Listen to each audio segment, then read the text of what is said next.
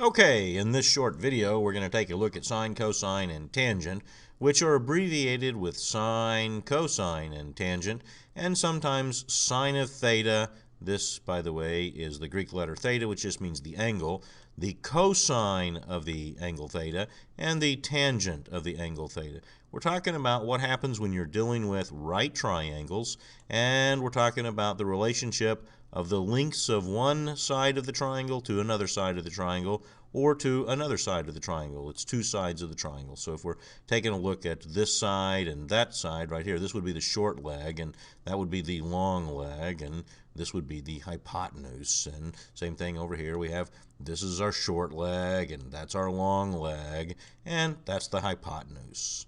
And same thing over here. Here we have the short leg, and there we have the long leg, and there we have the hypotenuse. The hypotenuse is always the longest line in a right triangle, and it's always opposite the right angle. And another nice thing about this is if we knew that this length right here, we just gave it a name of A, and we gave this one a length of B, and a name of C, excuse me.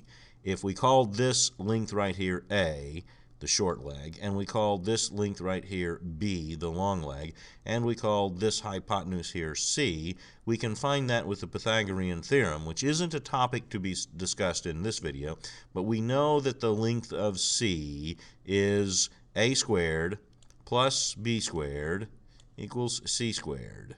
And so if we took a look at the Pythagorean Theorem, we would find that. But we're going to take a look at sine, cosine, and tangent. All right, well, we have the sine of theta. Now, theta, again, is just the name that we give to a degree. We don't know what its number is just yet, but the sine of theta is just a number. It's not a degree. The cosine of theta is just a number. It's a pure number, like 1, 2, 3, or 0.5, or 0.8. It's not a degree. And the tangent of theta is just a pure number. They're stored in your calculator, and we'll address that shortly.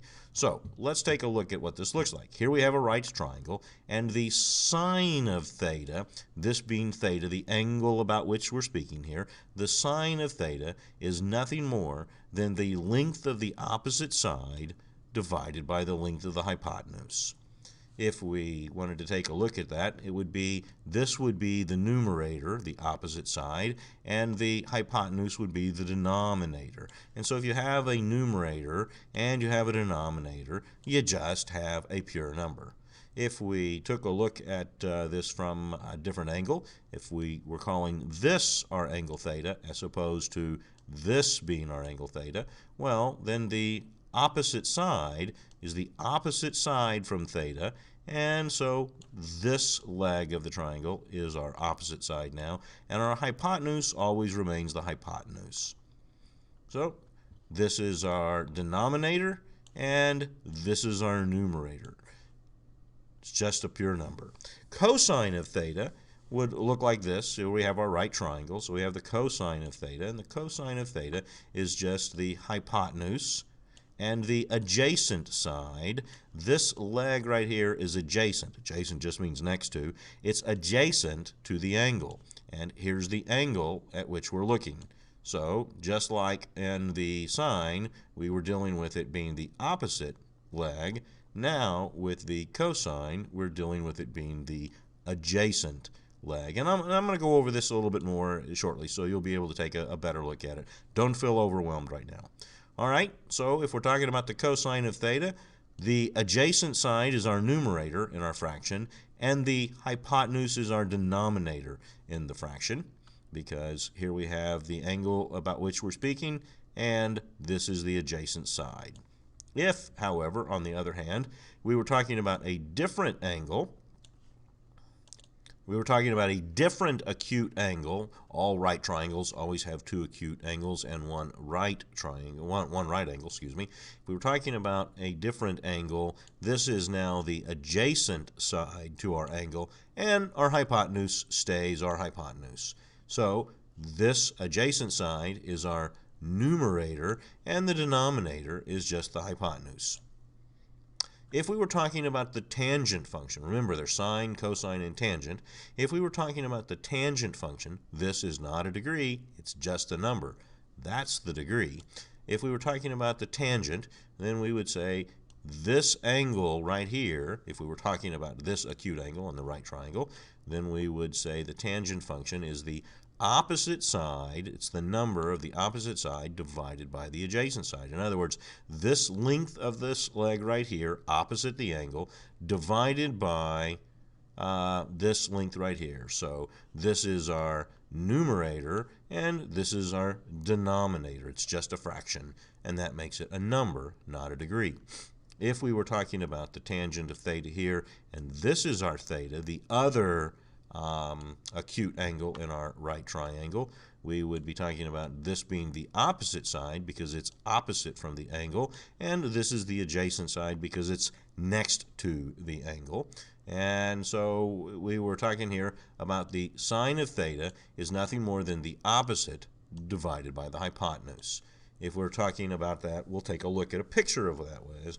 And here we have the theta, and so if we're going to talk about its sine, we're going to take the opposite divided by the hypotenuse. And that is the, this is our numerator, and this is our denominator. So how do we remember this? Sine is the opposite over the hypotenuse. I thought, well, I've got to come up with some word whereby the first letter in the word is S, the second letter in the word is O, and the third letter in the word is H. So I came up with the word Soho. It's a district in London, it's a district in area in New York City, and so it's just a place. So I already knew the word Soho, so for me, Soho helps me remember that the sine is the opposite divided by the hypotenuse. The sine is the opposite divided by the hypotenuse, because that's the order in which they would come here. Sine divided by the opposite, or sine is the opposite divided by the hypotenuse. And here's a better picture of that with some numbers. So if we're talking about this being our theta, this being our angle right here, this is my opposite side, and this is my hypotenuse. This is my numerator, and this is my denominator. And so I'm looking at the sine of theta being 1/2. Well, it turns out if this is 1 foot and this is 2 feet, I have feet in the numerator and I have feet in the denominator, so they cancel out. So the sine of theta is just the pure number of 1/2, and 1/2 simplifies to 0.5. So for a given angle, the sine of theta is always 1/2. But the angle has to stay the same. It doesn't matter what size the triangle is, the right triangle. It only matters what the angle is for this relationship to stay 1 to 2. We'll talk about what that angle is a little bit later. All right, let's take a look at the cosine. If we're talking about the cosine of the angle theta, remember, it's just a number, not a degree. It's the adjacent side divided by the hypotenuse.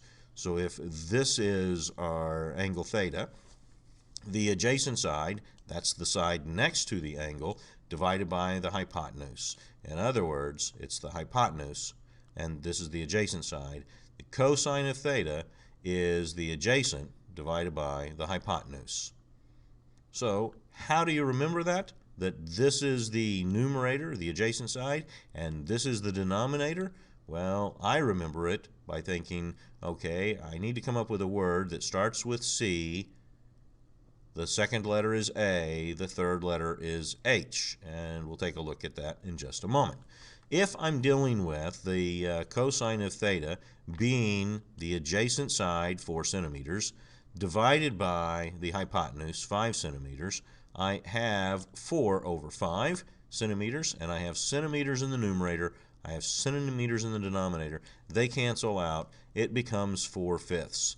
If I turn 4/5 into a decimal, it simply becomes 0.8. And so the sine of some theta, there's some angle for which the cosine,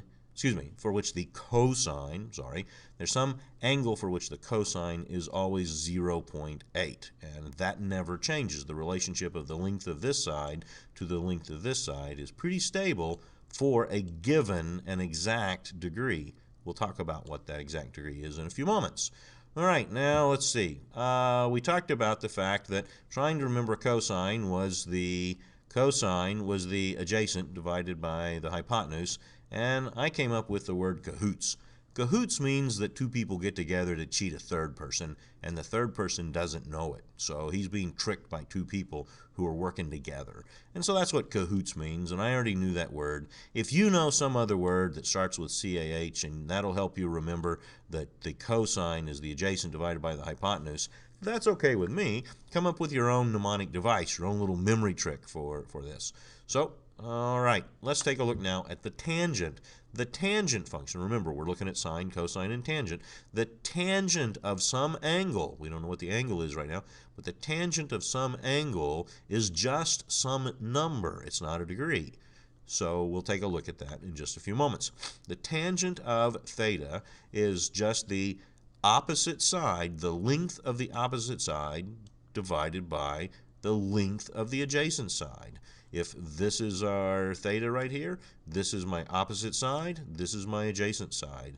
It's opposite because it's on the other side of the triangle, or the right triangle, and it's the adjacent side because it's right beside the degree that we're checking. So now let's take a look at this here. Let's stick some numbers in this. Well, if this is 1 inch and we have over here this is 2 inches, then I have some number. This is my opposite side divided by my adjacent side. That's 1 inch divided by 2 inches. The inches would cancel each other out, and I would have 1 over 2, and that would equal 0.5. So the tangent of some theta, it's different than, and you say, okay, but it's 0.5, and we've already seen that. Right, but that 0.5 was for a sine. That 0.5 is not for the tangent. It's for a different degree, and we'll take a better look at that in just a few moments. All right, so if I have inches in the numerator and I have inches in the denominator, they cancel out. And if I have some degree that the degree never changes, the relationship is that this side is 1 unit long and this side is 2 units long. It will always be the same degree. All right, so let's see.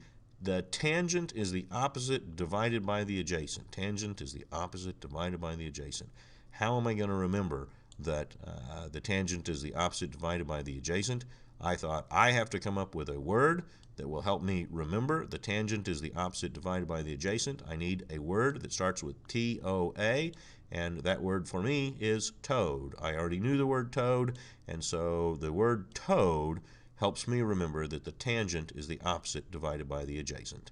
And so here, the tangent is the opposite divided by the adjacent. Looks just like that. All right, so far we've taken a look at the lengths of the sides of a right triangle and have paid no attention to the angles of the right triangle.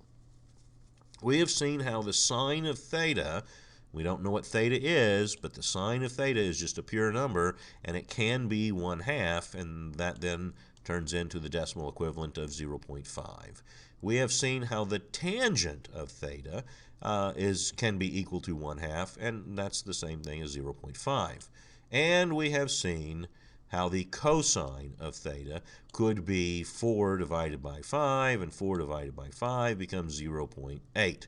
A quick and easy way that you can do something like 4 divided by 5 in your head is that you can recognize that 4/5 is the same thing as 8 over 10, and 8 over 10 is perhaps easy for you to see that that's 0.8. Otherwise, you have to do the long division problem or use your calculator to find out what the decimal equivalent is of a fraction. Now, but how does this help us with angles? We want to know about angles, so let's take a look at that. You see, the sine of an angle is just some number. So we have a chart here. This is the old way of doing it. We have a chart here, and if we looked on the chart and we said we have the measure of some angle is 1, we could see what its sine is, we could see what its cosine is, and we could see what its tangent is. If we come over here and we say, oh, 30, its sine is 0.5. So it turns out that the sine of 30 is 0.5, or 1/2. If we came over here and we looked at 60, we could say, oh, well, 60, that's the cosine of 60 degrees is equal to 1/2 or 0.5. And let's see, if we came over here and we said 36 degrees has the cosine of 0.8, and you said it's not perfectly 0.8, right, because that's not perfect, like this up here is perfect. So we have a chart, and we could look at the chart and kind of hammer our way through on that.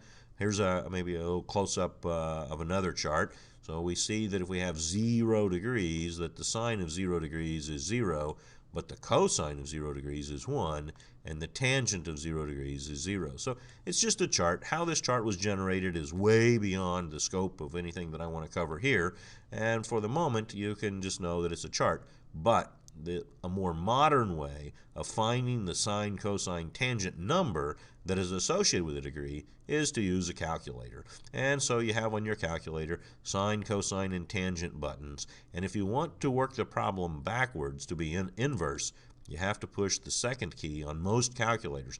This lesson isn't about how to operate your calculator. This lesson is how to deal with sine, cosine, and tangent functions.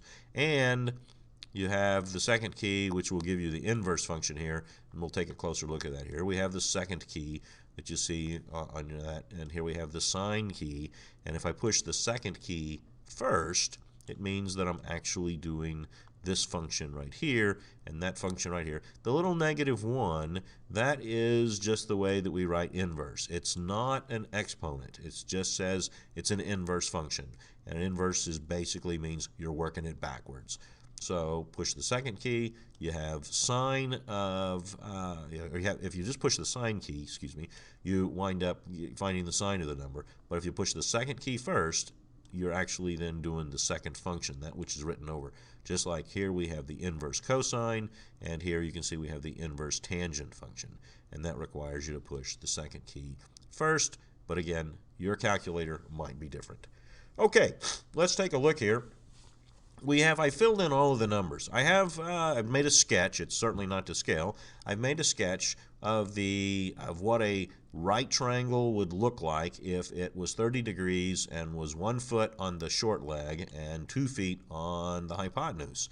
Be like that. We can look up and we can find out that the sine of 30 degrees is just the pure number 1/2, because it's the opposite divided by the hypotenuse, and here we see the opposite is 1 and the hypotenuse is 2, and that's for any given 30 degrees.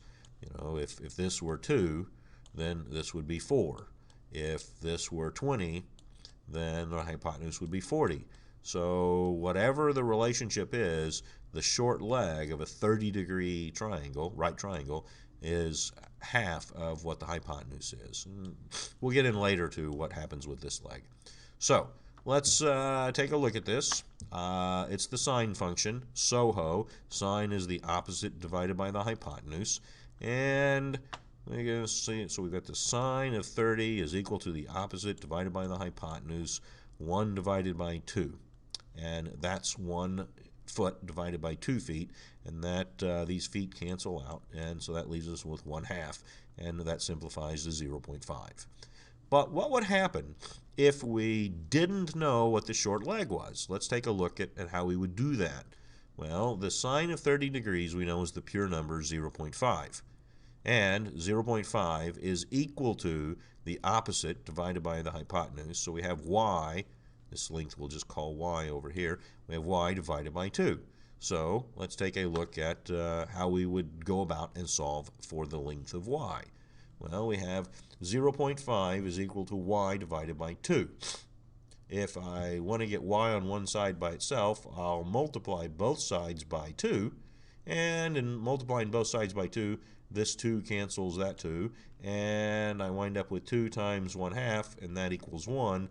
And that equals y, and that's what we already knew, was that y was a length of 1. So that's how it works. All right, let's take a look here at the cosine of 60 degrees. We could look on the chart or push our calculator and find out that the cosine of 60 degrees is equal to 1/2 or 0.5. And a picture of it looks like this. So if this is 1 unit right here, and that's the adjacent side, and here I have 60 degrees, and this is my hypotenuse, the cosine is the opposite divided by the hypotenuse, as in the word cahoots. So the cosine of 60 degrees is equal to the adjacent side divided by the hypotenuse. And we go through and we can cancel everything out so that the units cancel out. So we're left with the pure number 1/2, which simplifies to 0.5. So the cosine of 60 degrees is 0.5. But let's say we don't know how long the hypotenuse is. We really do, but for the sake of the argument here, we're going to step through this to find out what it is. Well, we know it's the cosine function, and so we know that the cosine of 60 degrees is 0.5, and we know that 0.5 is equal to the opposite divided by the hypotenuse, as in the word cahoots. Cosine is the opposite, the adjacent, the cosine is the adjacent divided by the hypotenuse. So I know that 0.5 is going to equal 1 divided by x. How do I get x on one side by itself? Well, I'm going to multiply both sides of this equation by x, and that means this x cancels that x, and now I have x times 0.5 is equal to just the number 1. But I want to get x on one side by itself, so if I now divide both sides by 0.5, this 0.5 cancels that 0.5. I now have x as a numerator, and no longer the denominator, and I have 1 divided by 1/2, or 1 divided by 0.5, and 0.5 goes into 1 exactly 2 times, and I already knew that my hypotenuse was 2. So that's how I would work this problem. All right, we have the tangent function, and the tangent function, you will recall, is the tangent is the opposite divided by the adjacent. So this is my opposite because it's on the other side from the angle, and this is my adjacent side because it's next to the angle. And the angle that I have here in question is 26.56, and this is corrected 2 decimal places. That actually goes on forever, I believe, and it doesn't work out like 30 degrees and be a perfect number. So now what happens is the tangent of 26.565 degrees is equal to 1/2, or 0.5. You can look that up on a chart, or you can derive that or get that number from your calculator. So we know that the tangent is equal to the opposite divided by the adjacent. So what if we didn't know the opposite side? We could set the problem up to look something like this. We know that 0.5, the pure number, that is the number that's associated with the tangent of this degree, is equal to y feet divided by 2 feet. The feet, they cancel each other out, and so we're just left with y over 2. I want to get the y on one side by itself, so if I multiply both sides of the equation by the number 2, which I show below, if I do that, then this 2 cancels with that 2, and subsequently that 2 with that 2, I'd already done it, will turn into y on one side by itself, and 2 times 1/2 is 1, and that's what we already knew, was y was 1. All right, sine of 30 degrees, cosine of 30 degrees, tangent of 26.565 degrees. They're all just numbers that are stored in your calculator or on a chart somewhere. They're not a degree measure. This is the degree, but the sign of that degree is just a number. Okay, what you're going to do now is click on the stop sign and try to solve the problem. After you've tried or become frustrated, click on the go sign and it'll start for you if you're watching this on YouTube, and then you can see me work it out. So click on the stop sign. Okay, let's see how you did. First of all, you might recognize that it's the opposite divided by the hypotenuse, and so that's our SOHO function. So this is a sine function. So I want to know what the sine of 40 degrees is. I find that number by looking on a chart or punching it into my calculator, and I come up with that number is actually 0.642, and 0.642 is the opposite side divided by the hypotenuse, and so that's 3 divided by h. So stepping that through, 3 divided by h. If I want to get h on one side by itself, I can multiply both sides by h. This h cancels that h, and now I have h equals 0.642 equals 3. h times, excuse me. And so now h times 0.642 equals 3. I can then divide both sides by 0.642, and I wind up getting h on one side by itself. And when I do the long division on this problem right here, I get 4.672 as my answer, and that's the length of my hypotenuse. And I want you to think about that to see if it makes any sense. If this is 3 and this is 4.6, the hypotenuse is always the longest line in a right triangle. 4.672 is what I got for that. Does that kind of make sense? Well, yeah, it's longer than this leg here, and this leg here probably is going to be around 3.5, something like that. I could calculate that, but I'm not going to. And so it looks like my answer makes sense. If I got an answer of like 46.72, I'd know I probably made a mistake with a decimal somewhere. But when my answer for my hypotenuse is 4.6 and this leg was 3, I'm probably okay. All right. Click on the stop sign and try to solve this one, then come back and see how you did.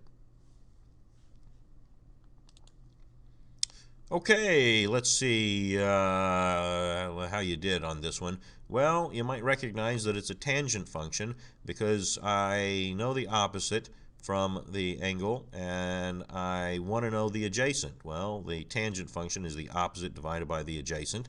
So let's see, the tangent of 35 degrees, something that I can plug into my calculator and get that number. So we say I've got the tangent of 35 degrees is 0.7 equals 7x. Well, I made a mistake right here.